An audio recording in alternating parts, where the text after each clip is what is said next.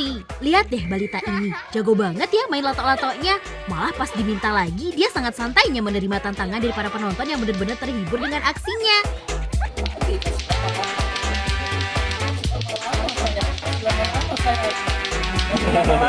Balita bernama Zayan baru-baru ini viral di media sosial karena keahliannya bermain lato-lato. Memang ya Besti, lato-lato sedang populer di Indonesia. Termasuk presiden kita nih, Pak Jokowi, yang juga mencoba bermain lato-lato saat berkunjung ke pasar di Subang, Jawa Barat. Ya namanya juga newbie Besti, belum jago lah presiden kita ini. Tapi Pak Jokowi nggak sendirian Besti. Gubernur Jawa Barat Ridwan Kamil alias Kang Emil juga sama-sama nggak canggih tuh main lato-latonya. Lain lagi Kapolda Metro Jaya Irjen Fadil Imran Besti. Dia coba main lato-lato barengan bocah cilik yang jago main lato-latonya. OMG, begini nih Besti, kalau mainan lagi viral-viralnya, semua usia dan segala kalangan boleh lebo deh ikutan main. Ayo Besti, siapa nih yang berasa kenal atau mungkin mulai akrab ya dengan suara-suara nyaring ini ya kan nih, dia nih permainan lato-lato ya namanya. Dan permainan ini memang lagi booming banget sekarang ini, dan sekarang saya mau langsung cek fakta nih ya kan, sebenarnya apa sih plus minusnya dari permainan lato-lato ini. Langsung aja kita cek fakta.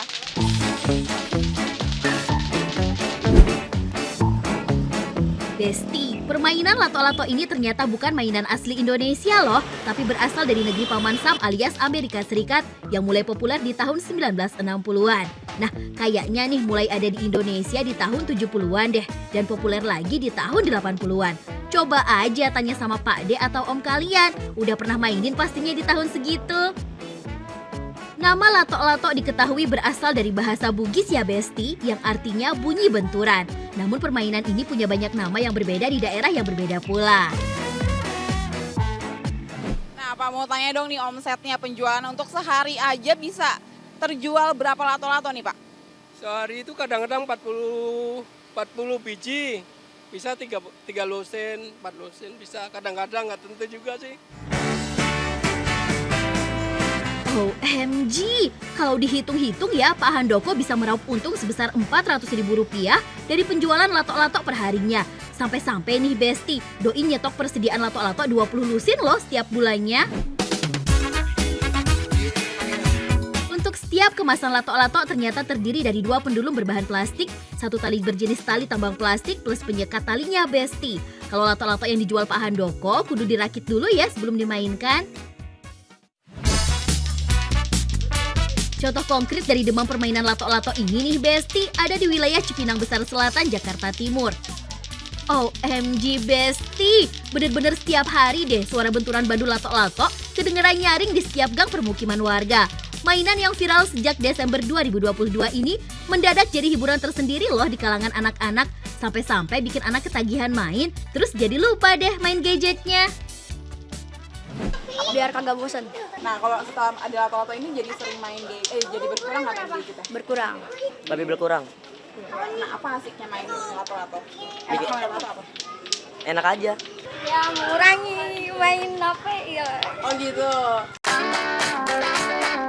Wah, emang ya yang namanya permainan tradisional manjur banget bikin tubuh anak jadi aktif bergerak dan sekaligus mengaktifasi kerja otak anak. Contohnya aja gerakan mekanis dari lato-lato ini bisa bikin anak jadi fokus dan ketagihan buat maininnya. Dengan begitu, lato-lato bisa terbilang efektif loh buat menekan kadar kecanduan anak pada gadget dan game online. Secara psikologis yang disasar dari permainan lato-lato itu istilahnya adalah koordinasi mata dan tangan.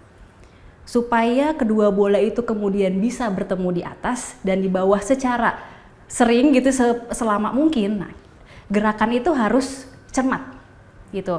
Bagaimana kita menggerakkan, bagaimana mata kita fokus. Nah, disitulah tantangannya sebetulnya untuk permainan lato-lato.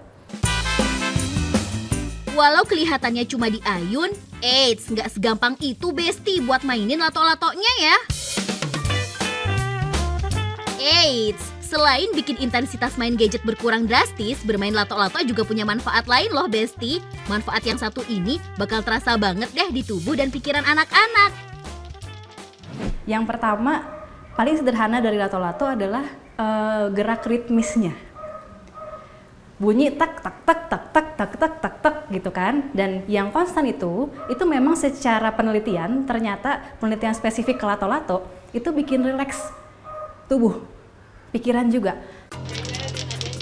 Walau hanya terbuat dari plastik, tapi catat ya Besti, dua bandul ataupun drum lato-lato ini bertekstur keras, nggak pakai nego ya Besti. Makanya, karena teksturnya yang keras itulah, lato-lato bisa berpotensi menimbulkan cedera bagi para pemainnya.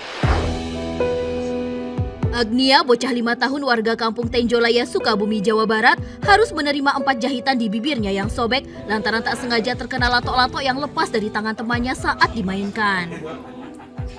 Saat ini kondisinya sudah berangsur membaik dan sudah mulai mau makan. Namun kejadian ini membuat orang tua Agnia trauma.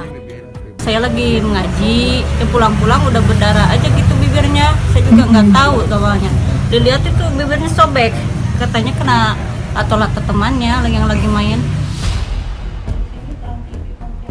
Sementara Arfa Naizar, bocah 8 tahun di Pontianak, Kalimantan Barat, harus menjalani operasi mata di Rumah Sakit Dr. Sudarso akibat kornea mata sebelah kanannya luka usai terkena serpihan lato-lato yang pecah dimainkan teman-temannya.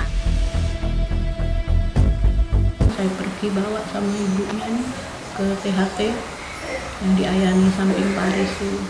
Ya, sampai situ di lantai 1 kata dokter Lisa, ini nggak bisa lagi, harus dioperasi. Di laser apa kata dokter Lisa, nggak bisa nanti malam, harus sekarang juga katanya karena sudah parah. Katanya korneanya tuh udah koyak, robek katanya. Kini kondisi mata Arfa sudah mulai membaik dan penglihatan sudah kembali normal.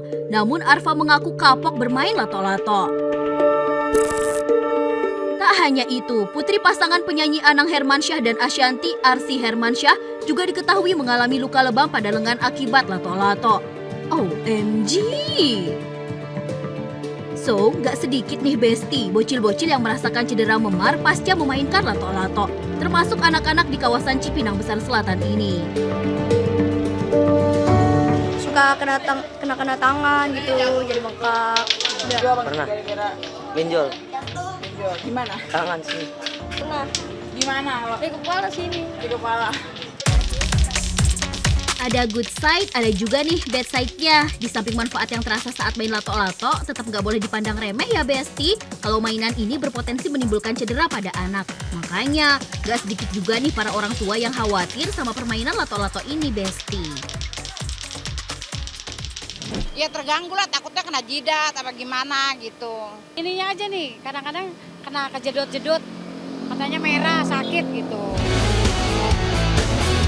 So Besti, mainan apapun itu pasti ada potensi membahayakan. Namun orang tua harus bijak membiarkan bermain tapi tetap mengawasi anak-anaknya agar mereka tetap bisa merasakan serunya permainan tradisional yang membuat bergerak dan dilakukan bersama teman yang real bukan virtual.